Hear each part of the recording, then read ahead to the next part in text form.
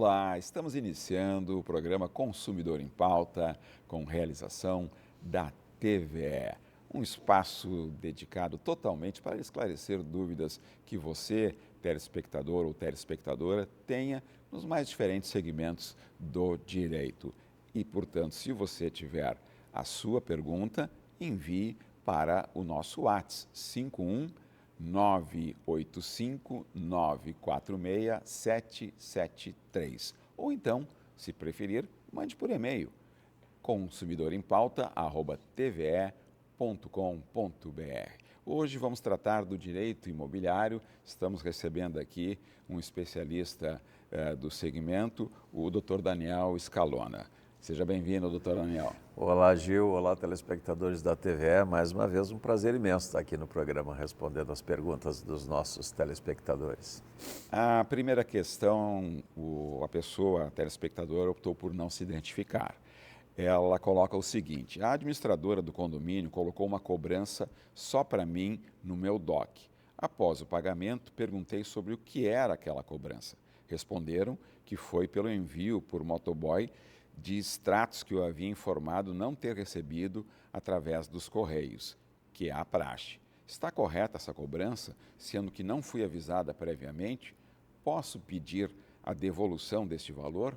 Sob qual argumento? Uma pergunta que ela considera muito importante para deixar isso claro. As administradoras, via de regra, disponibilizam o demonstrativo, o balancete de receitas e despesas pelo correio ou muitas vezes até no próprio boleto bancário, no verso do boleto, vem a discriminação das receitas e despesas do condomínio. Muitas vezes, se o morador não recebeu a prestação de contas, não recebeu a correspondência em separado, e é o caso dela, né? Porque ela disse que não recebeu e requereu à administradora que fornecesse os demonstrativos. Em sendo um pedido, ela deveria sim ter sido informada da cobrança, da taxa que teria pelo envio dessa documentação para ela. Como não foi, ela pode sim pedir a devolução, simplesmente pelo fato de que não foi comunicada da cobrança, né? Porque é comum também, e é preciso entender que as administradoras têm custo, né, para o envio dessa correspondência para o morador quando ele pede, olha, eu quero. Aí imagina a administradora, no dia seguinte outro morador pede, no terceiro dia outro, vai todo dia no condomínio levar demonstrativos gratuitamente? Não, né? Evidentemente que a administradora pode sim cobrar por essas taxas, né? Mas ela deve por respeito, comunicar ao solicitante que tem uma tarifa de entrega. E, por exemplo, se os documentos fossem mandados por e-mail, a administradora... Não poderia cobrar, né? Claro. Veja que a disponibilização através do sistema da própria administradora, né? Muitas vezes com usuário e senha, os moradores têm acesso aos dados do condomínio, a prestação de contas do condomínio, não haveria necessidade dessa cobrança, né? Também o caso de o envio normal, aquele mensal, também não pode ser cobrado, né? Mas no caso excepcional, como foi o dela, que ela pediu os balancetes dos últimos meses, a administradora então imprimiu e mandou entregar, teria direito a cobrar, né? Pelo envio e pela entrega. Mas, como não comunicou a cobrança previamente, então ela se torna irregular. Tá certo. E para ela pedir o reembolso por essa irregularidade, ela deve fazer formalmente por e-mail? Solicita por e-mail, né, a administradora e pede o estorno no DOC do mês seguinte. A próxima pergunta do senhor Antônio. Meus pais moram em uma área verde e descobrimos há pouco tempo que é uma área pública. Estão no local há mais de 20 anos. Eles podem pedir uso capião? Não, Gil, a gente já debateu isso aqui no programa inúmeras vezes, né? Essas áreas denominadas, né, popularmente área verde, né, são áreas públicas, na verdade, né? São áreas destinadas pelo município, por alguma razão, a uma servidão de passagem ou a um projeto de uma praça ou desenvolvimento de alguma a atividade que o município pretende instalar naquele local e por isso então, ou mesmo até a preservação ambiental, né? Ou seja, ali existem árvores que o município deseja preservar. Então essas áreas, elas são áreas públicas e a ação de uso capião, ela não cabe sobre áreas públicas, né? A ação de uso capião só é possível sobre a propriedade privada, sobre a propriedade pública não cabe a ação de uso capião. Tá certo. Próxima pergunta é da senhora Mariane. Estou para fechar a compra de um imóvel e estou insegura em relação ao pagamento e à assinatura da escritura. Como devo proceder para que não corra o risco de ser lesada? Então, o momento certo da nossa telespectadora efetuar o pagamento ao vendedor é na assinatura da escritura pública, né? Então, é muito comum a pessoa adquire o imóvel, faz uma promessa de compra e venda ou um arras, né? E paga uma pequena parte, um sinalzinho ali, 5%, 10% do valor do imóvel no máximo, né? E depois então faz o pagamento no ato da assinatura da escritura pública de compra e venda. Por que isso? Porque o registrador, o notário, o tabelião, ele vai exigir do vendedor todas as condições necessárias para a outorga daquela escritura. As negativas de ação civil, a certidão de ônus reais e rei persecutórias sobre o imóvel, né? Então a escritura dá a segurança para quem está adquirindo o imóvel, a segurança necessária de fazer um negócio tranquilo, um negócio seguro, né? Nunca se recomenda fazer o pagamento da totalidade do valor do preço do imóvel quando é por instrumento particular, ou seja, o contrato de promessa de compra e venda, né? Porque nessas hipóteses não se tem a segurança de que a escritura posteriormente será outorgada, né? Então recomenda-se que se faça o pagamento mediante a assinatura da escritura. A próxima pergunta é da senhora Mariane Jussara. Isso, desculpa, aqui do doutor Jussara, tá?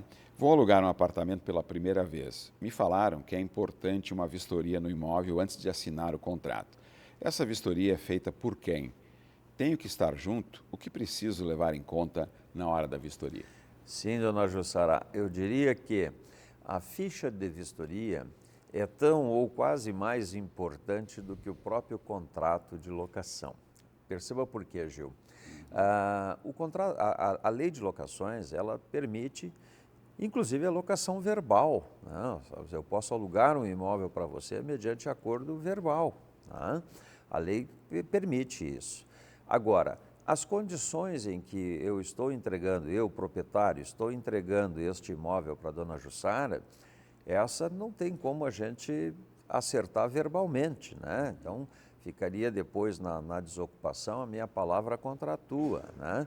Mas é preciso sim fazer a ficha de vistoria, descrevendo a real situação em que o imóvel está sendo entregue ao inquilino, né? E as condições em que este inquilino deverá devolver este imóvel ao proprietário. Por isso a ficha de vistoria é tão ou mais importante do que o contrato de locação. Quem deve fazer? Bom, quem deve fazer a ficha de vistoria, via de regra, é o proprietário, né? Afinal de contas, ele é que tem o interesse em descrever as condições em que ele está entregando o imóvel e as condições pelas quais ele deseja receber aquele imóvel de volta ao término da locação. Então, a responsabilidade pela ficha de vistoria, via de regra, é do proprietário ou da imobiliária, a quem ele delegou essas funções, né? Então, a ficha de vistoria é importante, fotografias do imóvel também, você pode, independente da ficha de vistoria da imobiliária, se não consta fotografias, você fotografar o imóvel, né? Isso é um direito e uma garantia para quem está alugando o imóvel. Só para uma questão adicional em relação à pergunta da senhora Jussara, o proprietário faz a ficha, né? Ela tem que estar junto na hora da vistoria para Não checar? Não necessariamente. Ela precisa estar junto no momento da vistoria. Ela vai receber essa ficha de vistoria, vai assinar o contrato de locação, vai receber as chaves do imóvel e ela tem 7 dias para conferir aquela ficha de vistoria e questionar aquela ficha de vistoria. Então, ela vai receber, porque veja, o proprietário descreve lá na ficha de vistoria, Gil, instalações elétricas em perfeito estado de funcionamento. Ora, a luz está desligada quando ela alugou. Ela precisa levar o contrato de locação na companhia de energia para fazer a ligação. Como é que ela vai saber se as condições das tomadas realmente estão em condições ou não? Né? Só depois que ela adentrou no imóvel, depois que ela tomou posse, fez a ligação da luz, aí sim é que ela vai testar. Por isso a lei estabelece esse prazo de 7 dias para que ela conteste a ficha de vistoria. Né? Agora é importante que ela, ao receber as chaves do imóvel, entrar no imóvel, já assinou a ficha de vistoria previamente elaborada pelo proprietário, confira se aquelas condições que estão ali na ficha são as que realmente são as condições do imóvel, né? Não sendo, questionar a ficha de vistoria para que sejam feitas as observações necessárias. A próxima pergunta é do nosso telespectador, o senhor Nestor. Moro em um imóvel há 5 anos e agora quero sair, pois comprei a minha casa. Vou ter que pagar multa? Não. Depende muito, seu Nestor, do prazo, evidentemente, que o senhor fixou essa locação. Né? Via de regra, os contratos de locação são por 30 meses, né? Contratos residenciais por 30 meses. Nessa hipótese, vencido, já são 5 anos, né? Portanto, 60 meses, não haverá necessidade de pagar multa.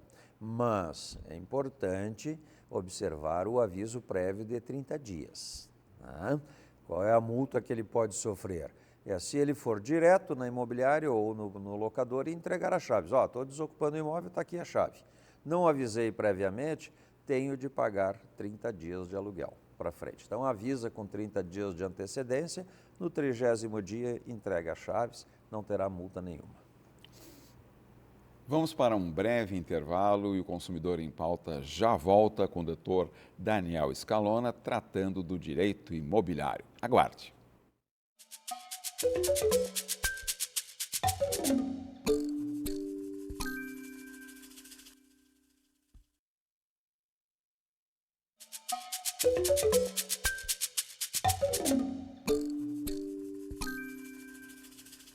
Estamos de volta com o programa Consumidor em Pauta, uma realização da TVE. Hoje, tratando do direito imobiliário, estamos recebendo aqui o Dr. Daniel Scalona, que está respondendo às dúvidas e questionamentos que foram enviadas pelo nosso WhatsApp 51985946773 ou foram enviados para o nosso e-mail consumidorempauta@tve.com.br. A próxima pergunta do senhor Paulo César. Estou vendendo um imóvel e a pessoa com quem tenho conversado está fechando um negócio como procurador de uma outra pessoa. É possível um negócio dessa forma? Que cuidados devo ter? Sim, é possível sim, né, a venda de um imóvel por procuração. Porém, nestas hipóteses, para a outorga de escritura, a procuração não pode ser por instrumento particular. Né? Então, observar bem isso. Primeiramente, o tabelião, o registrador, o notário, né, ele não vai lavrar a escritura com a procuração por instrumento particular. Né? Mas como a gente não sabe se ele está comprando por promessa de compra e venda ou por contrato por escritura, né? Então, nessa hipótese, ele tem que atentar ao quê? Que esta procuração desta pessoa seja uma procuração pública, ou seja, uma procuração lavrada em tabelionato do proprietário registral, ou seja, aquela pessoa que consta na matrícula do imóvel, dando poderes para esta terceira pessoa outorgar a ele, comprador, a escritura de compra e venda. Então, detalhe importante, a lei prescreve isso, que para a transmissão de domínio de propriedade de bens imóveis, a procuração deve ser pública e não particular. Então, esse é o cuidado que ele deve ter. É possível fazer. Sempre na transação imobiliária, recomenda-se que a pessoa busque assessoria de um bom corretor, né, ou de um bom advogado, porque são detalhes que muitas vezes são desapercebidos pela população de um modo geral, né? Essa questão da procuração é uma delas, né? Quando é que a pessoa vai imaginar que a procuração tenha que ser pública e não particular? Está lá. Procuração particular com reconhecimento de firma da assinatura da pessoa que outorgou. É o dono mesmo do imóvel. Chega lá no cartório, não consegue fazer a escritura, né? Então, é importante isso. A próxima pergunta certamente atende a dúvida de vários telespectadores. O senhor Luiz Antônio, comprei um imóvel que tem inquilino. Posso pedir para esse inquilino me entregar o apartamento? E quais são os prazos para isso, doutor Daniel? Importante pergunta. Essa é uma pergunta muito frequente, que muitas vezes as pessoas botam o imóvel à venda com um inquilino, né? Aí surge lá um negócio, fecha o negócio e aí o comprador não sabe o que fazer com o inquilino. Seu Luiz Antônio, primeiro, observar o contrato de locação que o proprietário anterior firmou com este inquilino. Se ele tiver prazo de validade, né, ele terá de observar este prazo de validade. Então vamos lá, contrato de 30 meses, primeiro mês o proprietário vai lá e vende o imóvel, né? O inquilino tem o direito de permanecer pelos 30 meses no imóvel, ele terá de respeitar isso, tá? O adquirente, ele não é obrigado a respeitar o contrato de locação quando ele já não está mais em vigor, né? Quando já expirou o prazo. Nessas hipóteses, ele pode sim, não tendo interesse na continuidade da locação, notificar o inquilino e dizer, olha, eu adquiri o imóvel e eu não tenho interesse na continuidade da locação. Então, portanto, estou lhe dando 30 dias para que você desocupe o imóvel. Mas isso só vale na hipótese de o contrato já não estar mais em vigor, ou seja, não estar dentro daquele prazo originalmente fixado. E eventualmente, por exemplo, esse novo proprietário, ele pode procurar um inquilino e propor, olha, eu lhe indenizo o restante que faltava para terminar o contrato? Claro. Veja que na hipótese de um contrato em vigor, né, e o proprietário necessitando do imóvel, nada impede que ele procure o inquilino e diga, olha, eu preciso ocupar o imóvel e o teu contrato está vigente, então vamos fazer o seguinte, se você desocupasse antes, teria uma multa de 3 meses, proporcional ao tempo que faltasse para cumprir o contrato. Como eu estou te pedindo antes, eu te pago a multa, né? Muitas vezes é possível, sim, esse tipo de negociação pode ser feito. Tá certo. A próxima pergunta é da senhora Nilceia. Estou comprando o meu primeiro apartamento. Agora não vou pagar mais aluguel. Fiquei sabendo que posso fazer o registro desse imóvel com desconto. Procede isso? Procede. Primeiro, parabéns à dona Nilceia aí por ter adquirido, esse é o sonho de muitos dos brasileiros, né? Adquirir o seu primeiro imóvel. Sair do aluguel, sem dúvida, é um sonho de muitas pessoas. Existe sim, dona Nilceia, a previsão no artigo 260 da Lei 6.015, que é o quê? A Lei de Registros Públicos, né? Que ela permite que no primeiro imóvel haja desconto de 50% nos emolumentos cartoriais. Agora, esta regra só vale, Gil, se o imóvel tiver sido adquirido pelo sistema financeiro da habitação.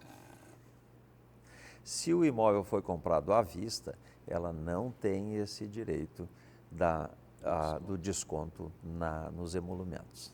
Né? Quando o senhor se refere ao sistema financeiro, no meu caso como leigo, adiciono uma pergunta.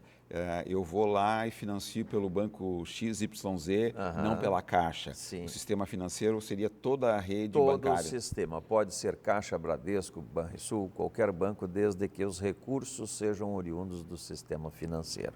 Então, e os bancos, todos praticamente, operam dessa maneira, né? Então, em sendo o imóvel adquirido através do sistema financeiro da habitação, há sim previsão legal no artigo 260 da Lei de Registros Públicos de isenção de 50% dos emolumentos.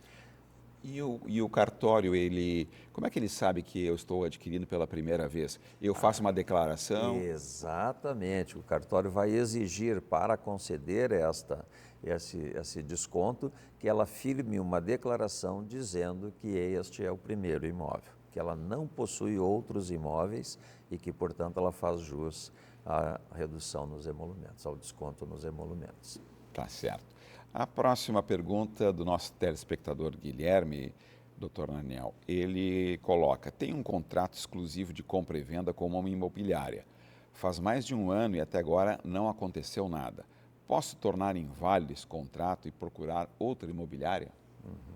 Bem, a Constituição Federal é muito clara, ela diz que ninguém permanecerá associado ou obrigado indefinidamente, né? Então, sim, ele pode rescindir este contrato. Agora, é preciso observar se este contrato tem prazo, né?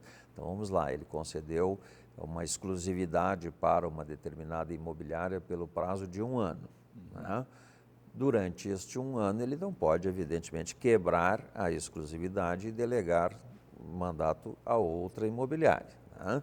Então, nessa hipótese, haveria quebra de contrato. Mas, se o contrato já está vencido, porque ele refere que já se passou um ano, então, normalmente, o prazo é esse, né? Aliás, eu diria até que na venda, na outorga de mandato com exclusividade, o prazo muitas vezes é menor, é 30, 60, 90, 180 dias, não chega a um ano. Raramente se vê um contrato de exclusividade por um ano ou por prazo indeterminado. Não, isso não seria razoável, né? Então, ele pode sim rescindir se o prazo outorgado no contrato de exclusividade já se expirou, tá? Tá, mas se não se expirou, por exemplo, Se ele não vai se ter que expirou. pagar a corretagem, o percentual da corretagem para a imobiliária? Não.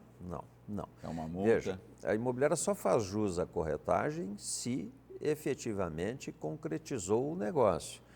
Não basta levar um cliente lá para ter direito à remuneração, à corretagem. Não, é preciso que as partes assinem o contrato de compra e venda. Não ocorrendo isso, não há remuneração, ainda que a imobiliária tenha exclusividade. Então vamos lá, o proprietário quer rescindir, quer trocar de imobiliária porque acha que o trabalho não está efetivo ou não tem mais interesse, enfim, em vender, não quer mais aquela exclusividade.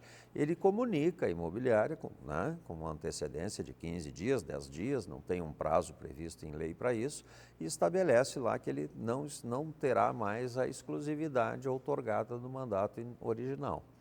Ele pode fazer isso a qualquer momento, né? Então, mesmo que esteja com prazo, vamos dizer que ele deu uma exclusividade por um ano para a imobiliária e ao cabo de 90 dias ele não está satisfeito com o trabalho. Ele pode perfeitamente rescindir esse contrato, mediante aviso à imobiliária de que não tem mais interesse na venda ou que não tem mais interesse no trabalho daquela imobiliária, independente do prazo da exclusividade. Ele pode rescindir isso. A imobiliária fará jus à comissão quando? Quando efetivamente ela apresentou algum cliente para este proprietário e rescindiu o proprietário, então, o contrato, isso também acontece, né? O proprietário rescinde o contrato com a imobiliária, depois vai lá e fecha o negócio diretamente com o cliente que foi apresentado pela imobiliária. Nessas hipóteses, a imobiliária fará jus à remuneração, né? Aí seria uma má-fé do proprietário, né? Do vendedor. Então, nessas hipóteses, a imobiliária apresentou o cliente, o proprietário rescindiu o contrato com a imobiliária e fechou o negócio com este cliente. A imobiliária naturalmente terá direito à remuneração, terá direito à comissão. A próxima pergunta é do senhor Alberto. O meu avô, de 90 anos, quer vender um imóvel que tem. Não temos certeza se ele pode fazer isso em função da idade. Ele pode? Pode. A pessoa pode dispor dos seus bens em vida, desde que ele goze de plena capacidade física e mental para isso, né? Mesmo tendo 90 anos, muitas pessoas estão lúcidas, plenamente capazes, né? Então a pessoa pode sim fazer a venda deste imóvel sem nenhum problema. Não há necessidade de anuência dos filhos ou coisa parecida. Não. Não existe herança de pessoa viva, vamos deixar claro. Muitas vezes os filhos, meu pai já está com 90, quer vender o imóvel. Ora, se ele quer vender para viajar, aproveitar, curtir os últimos dias de vida dele, naturalmente que ele pode, né? Agora, o que ele não pode por exemplo, casar-se com outra pessoa com uma idade dessa, aí a lei estabelece o regime de separação obrigatória de bens, né? Digamos assim, passar este imóvel para um filho em detrimento de outro, sem a anuência deste, né? E esse tipo de coisa não, mas compra e venda, independente da idade, ele pode, desde que goze de plena capacidade física e mental. Doutor Daniel Scalona, muito obrigado pelas suas contribuições e esclarecimentos para os nossos telespectadores. Estamos encerrando o Consumidor em Pauta e aguardamos o prestígio da sua audiência na próxima edição. Até lá!